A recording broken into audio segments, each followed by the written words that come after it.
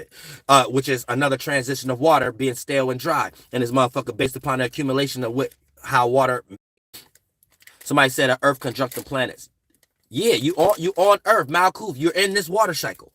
You're in this water cycle. The fire pillar, daytime. The water pillar, nighttime. The cloud pillar, the sky. The earth pillar, Malkuth, where water condenses and derive the earth up out of it, which is another transition of water being stale and dry. And this motherfucker based upon the accumulation of how water manifests things up out of it, like bacteria and accumulation of attachments and shit like that.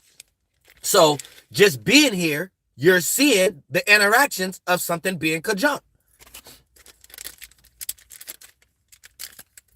It's very simple. Same way how we give energies of planets to other signs. I mean, to other energies. For an example, we know what kind of characteristics we are experiencing when the sun is going through a certain sign. So let's say the sun in Virgo. We know that we get ready to experience fall. So based upon the moon shift, the sun could be going through any season. But if we see the moon being in the position of Virgo relative to the sun, based upon the degrees away, then we're going to, let's say we gave the moon its own allegory. We say it's our emotions, it's our reflections.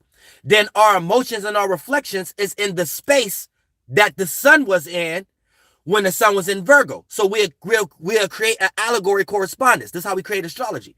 So we'll say, okay, when the moon is in that position, our emotions play out the energies that we experience when we experience the sun being there and being aware.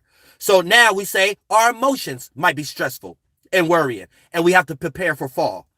If we see Mercury in that position, we may say, okay, our thoughts, our intellect, thought.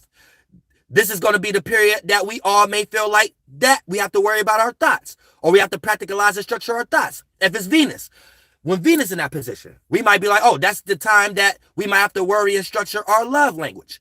Shout out to T Melanie. Our love language, our values, our tsunami radical, and our appreciation. Rose all day, Kennard, Bird. And we might give it to that allegory, right? So regardless of where the sun at, astrology is us adding more allegory to spirituality. You see what I'm saying? Because that's where it's going to lead to anyway. For an example, you might be an astronomer and say, because it's all witchcraft for you can't argue for or against something. So you might hear Neil deGrasse, and if you're not into astrology, you're automatically going to get into Eastern, following lost stars, and thinking something is lost where you're just following satellites and things of that nature. But when you start to understand it from a general perspective, right? If they're going to quote unquote say, you're made out of 70% water and hydrogen, and then they're going to say that's what a star is, hydrogen, or whatever like that. And then they're going to say that, okay, the star is the reason why the seasons is transitioning in some way, shape, or form. Then if you take that level of line of reasoning and train of thought any further, it's going to become astrology. Because basically you're going to start saying, well, if that hydrogen ball is interacting with us in this way to make us that's made from it do these certain things, make this animal come out at this time, then okay, that only leads to developing virtues and principles. Astrology, it don't go nowhere else.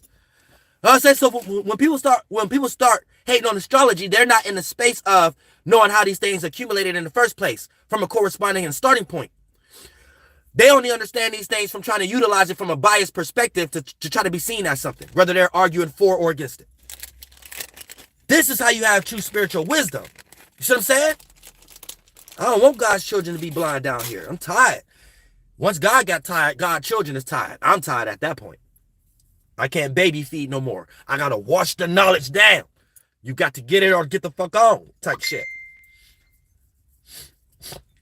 But once you get it, you know it's right. You know you've been lost. You know you've been thinking too hard about shit. And the shadow government taught you to think too hard about shit. Because they made you give more credence and importance to the brain and all these brains, the eyeballs and shit. And they made you give more importance to the chakras that bend in on itself to make those organs, which is the crown chakra and the first eye chakra. So all your imaginations, first eye, third eye chakra, and all your practicalizing and making sense as a structure, crown chakra is being utilized for the shadow government, what they want you to believe about all the other chakras. So in order for you to understand your other intuitions, you got to filter it to make it make sense through these ones. And if it don't, you're going to call it pseudo or something like that. Or people just don't understand, or we need to go back to science, where this is why you lost in the goddamn first place. You know what I'm saying? It's all spiritual science. It's all a correspondence, as below, so above, as within, so without. Science got you lost in their version.